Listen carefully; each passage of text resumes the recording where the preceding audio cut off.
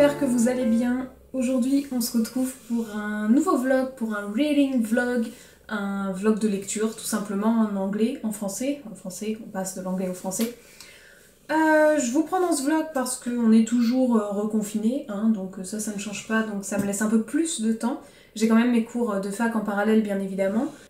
Donc là je vais vous parler d'une lecture graphique que j'ai fait, j'ai terminé un manga, je vais vous le montrer, je vais le chercher. Hop, je sais pas si on voit bien, si. Ouais, de ce côté-là ça ira mieux. Ah! Du coup, c'est My Hero Academia, c'est le tome 7. Donc My Hero Academia, je vous en ai déjà parlé dans 2-3 vidéos. Là, je vais pas pouvoir vous faire un résumé en fait de ce tome parce que si vous avez pas lu les précédents, je vous spoil tout un max de choses. Mais en gros, c'est l'histoire d'un garçon qui...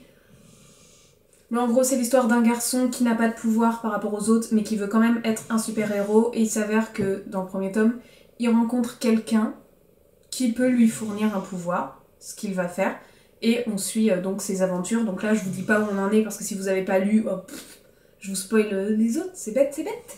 Du coup j'ai terminé ce My Hero Academia, là j'ai 2 lectures en cours, j'ai je crois que c'est Syndrome du Titanic, le titre de Nicolas Hulot qui parle de la politique et de l'écologie. Je trouve ça chouette pour le moment, je suis qu'à la moitié, hein, je le lis vraiment petit à petit quand j'en ai envie, c'est pas un livre que je sèche en 2-2 hein. Et j'ai presque fini un autre qui est, oh là là, trop bien. C'est Dans la forêt, c'est pas lui hein. C'est Dans la forêt de Jean Egeland. Egeland, ouais c'est ça. Lui je l'ai presque fini, dès que je l'ai terminé je vous en fais un retour, mais c'est un surkiff de chez un surkiff. Donc là comme on est lundi, j'ai juste un rendez-vous chez le dentiste pour une vérif. Et cheveux. Et il faut que je fasse les courses, si, il faut que je fasse les courses. Du coup, après tout ça, si je termine ce soir, je sais pas trop. Bref, je vous reprends pour vous juste après, pour moi, quand j'aurai terminé l'autre livre, pour vous en parler. Sur ce, à tout de suite. Salut, je vous reprends 2-3 jours après parce que de base, je vous avais dit que je reprenais le soir ou le lendemain, mais j'ai eu maintes et maintes choses à faire. Donc, je vous avais dit que j'avais terminé My Hero Academia 7. Il s'est avéré que j'ai bien enchaîné et que j'ai terminé le 8 étant le dernier que mon meilleur ami possède et que donc je lui emprunte parce que je les ai pas. Et ben voilà, j'ai mal à la gorge. Du coup j'ai terminé les My Hero Academia, enfin en tout cas les 8 qu'on a, hein, pas la totalité, oulala non. Et très excitée de savoir ce qui se passe après. Comme l'autre, je peux pas vous dire ce qui se passe parce que je vais vous spoiler tout, mais en gros, genre si jamais vous les avez lus, je pose ça 2 secondes. Si jamais vous avez déjà lu les My Hero Academia et que vous voyez absolument pas lequel c'est le tome 8 il me fait penser à un animé qu'il y a sur Netflix, c'est My Assassination Classroom, je crois que ça s'appelle, ou Assassination Classroom, il ne doit pas y avoir le My, j'ai mis My parce que My Hero Academia. Au moment où où ils sont mis dans une forêt pour s'entraîner, genre parmi les dernières saisons, parmi les derniers épisodes, je crois bien. Genre là c'est la même chose, en gros ils sont dans une forêt pour s'entraîner.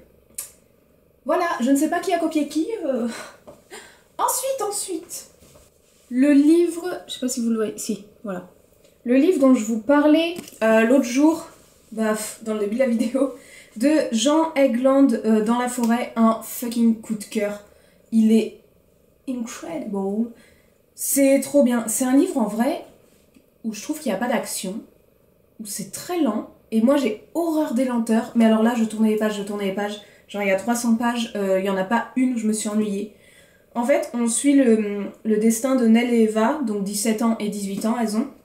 Je vous l'ai dit un petit peu dans la première partie, je vous fais vite fait un résumé, qui parmi une épidémie et tout, genre il n'y a plus d'électricité, il n'y a plus de il n'y a plus de pétrole, il n'y a plus rien dans le monde. Souffle le chien, je te dirai rien. Et elles doivent survivre en fait, elles sont plus que toutes les deux dans la forêt, dans leur maison de leurs parents, dans leur forêt. Donc elles doivent survivre, donc on va les suivre sur comment elles vivent avec les dernières ressources qui leur restent, qu'est-ce qu'elles mettent en place, comment elles se sentent, enfin un truc qui pourrait grave arriver quoi. Enfin je veux dire si un jour il n'y a plus d'électricité et il n'y a plus de pétrole, genre les gens de la ville, clairement ils vont devenir ce qu'il faut devenir là-dedans, puis enfin... Je sais pas, je trouve qu'il est très réel, du coup très prenant. Pour moi, cette maison d'édition, c'est un véritable coup de cœur niveau graphisme parce que je la trouve incroyablement belle. Résultat, j'en ai commandé 4 sur Vinted. Le prix d'un livre c'est 9,90, 10 € des éditions Totem. Et oui, la maison d'édition c'est Egalmeister. Et oui, j'en ai commandé 4 avec frais de port plus petit frais Vinted là d'à peine 1 €. J'en ai eu pour 8 € tout compris. Allez, 8, 80, on va dire 9 €, 9 € tout compris. C'est à peine le prix d'un livre. Donc j'ai trop hâte de les recevoir. Celui-là il est pas à moi, je vais le rendre à ma copine. Mais j'aimerais trop l'acheter celui-là parce qu'il a vraiment été trop ouf. Je vous le conseille. Je vous le conseille. 1000 milliards de fois, j'aime trop. Et il va falloir que je le rende à ma copine. Et... ah oui, parce que du coup, je vous ai dit, je vous reprends 3 jours après, mais c'est qu'hier soir, j'ai carburé, j'avais trop envie. M'a prêté le coffret qu'il a trouvé sur Vinted, The Promised Neverland. Alors attendez que je vous mette dans le bon sens, voilà. Je sais pas si on va voir.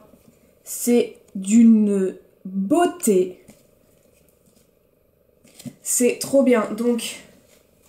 par contre, c'est serré, hein. Voilà. Trop beau. J'ai lu le premier... je vous les montre avant, je vous en parle après. J'ai lu le deuxième. Et ce soir... non, peut-être demain, je sais pas. Bref, je lirai le troisième, fort évidemment. C'est trop bien. On suit principalement ces 3 enfants, donc les 3 plus grands, mais toute la clique aussi. En fait, ils sont dans un orphelinat, donc elle, la fille, c'est Emma. Celui aux cheveux noirs, c'est Ray, et celui aux cheveux blonds, c'est Norman. On suit ces 3 enfants qui sont dans un orphelinat, donc qui n'ont jamais connu leurs parents. Et la seule dame qui les surveille et tout le monde l'appelle maman. En fait, c'est leur maman. Et un soir, parce que dans leur vie d'enfant orphelin, entre 6 et 12 ans, on leur trouve une famille. Donc ils sortent de l'orphelinat. Sachant que ces enfants ne sortent jamais, ils ont interdiction de sortir de l'orphelinat. Et un soir, il s'avère que Emma et Norman vont découvrir un terrible secret pendant que, le soir où une des leurs, une petite de 6 ans, part dans sa nouvelle famille. Ils vont découvrir un terrible secret et il va juste falloir qu'ils s'échappent absolument tous. C'est carrément une question de vie ou de mort. Donc là, on va suivre leurs aventures en fait, de comment annoncer cette chose ou non aux autres, que faire pour s'échapper, qui prendre avec nous, et maman dans l'histoire. Cette phrase, vous allez la retenir quand vous les lirez. Et maman dans l'histoire. Bref, franchement, j'aime du feu de Dieu, j'aime trop. Actuellement, ils sont pas tous sortis en manga, Dorian m'a dit. Il y en a 16 de sorties, si je dis pas de bêtises, sinon il va me reprendre en commentaire. Et en tout, pour finir la série, il y en a 20. Donc on arrive au bout. Que dire? Bah rien, c'est pas mal, hein. Ça fait un petit moment que je blablate. Donc là, il y a ça. Je vous reprendrai si jamais j'en lis un autre entre-temps. Mais là, c'est qu'en fait, je suis au début de chaque autre livre. Donc ça risque d'être un peu complicado de vous refaire un truc. Ou alors, ça va être un reading vlog sur 2 semaines, mais un peu chaud patate. Bref, on se retrouve ou on se retrouve pas. Salut, je vous reprends quelques jours après pour vous dire que j'ai terminé, bien évidemment, le 3e tome de The Promised Neverland, le manga de Kaiju Shirai, je ne sais pas si je dis les choses comme il faut, celui dont je vous ai parlé tout à l'heure, c'est vraiment trop bien, le coffret est trop beau, l'histoire est trop bien, j'ai trop hâte de lire la suite, donc je vais pas vous en dire plus que ce que je vous ai dit tout à l'heure. Par contre, aujourd'hui on est le 16 novembre, le vlog est un peu étalé, je pose ça. Hier, mon anniversaire c'était le 15 novembre, donc c'était hier, et j'ai eu 2 livres que je voulais absolument, un de ma mamie et l'autre de ma petite sœur. Ils sont juste derrière, je vous les montre. Hop, oh punaise, c'est lourd. Celui que ma mamie m'a offert, donc c'est les Twisted Tales, je sais pas si vous connaissez, mais en gros c'est les livres où on change un truc au début du Disney, une action qui est changée dès le début du Disney, résultat ça change toute l'histoire. Donc celui que ma mamie m'a acheté, c'est tout droit jusqu'au lendemain. Hop, je me rapproche. Tac. Donc celui-là, c'est l'histoire de Peter Pan. Et en fait, au lieu que ce soit Peter Pan qui vienne chercher Wendy, c'est le capitaine Crochet qui vient chercher Wendy. Donc déjà, ça va vous changer absolument toute l'histoire. Celui-ci est énormissime. Par contre, les couvertures, je suis amoureuse. Ils sont vraiment trop beaux. En vrai, il est énorme le Peter Pan. Il fait combien? 500 pages. La belle bête. Et pareil, enfin la collection, elle va être trop belle. C'est vraiment trop beau les couves. Donc je pose lui parce que c'est lourd. Et le deuxième, c'est ma petite sœur qui me l'a offert. Il est tellement magnifique aussi. Celui-là, c'est la réécriture, la réécriture de Blanche-Neige. Donc un jour, ma princesse viendra, et pas un jour mon prince viendra. Ils sont trop beaux les détails. Genre là, il y a la pomme, sur l'autre, il y a Fée Clochette. Et donc là, en fait, c'est Blanche-Neige qui va devoir retourner au château avec les nains pour sauver le prince, je crois, il y a un truc comme ça.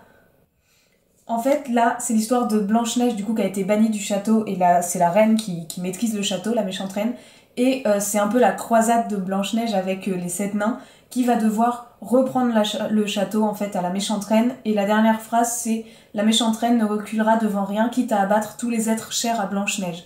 Donc ça va être un délire fou, mais j'ai trop envie. En fait, c'est que un détail qui est changé au début de ces livres, qui rend l'histoire complètement différente mais en même temps tellement cool.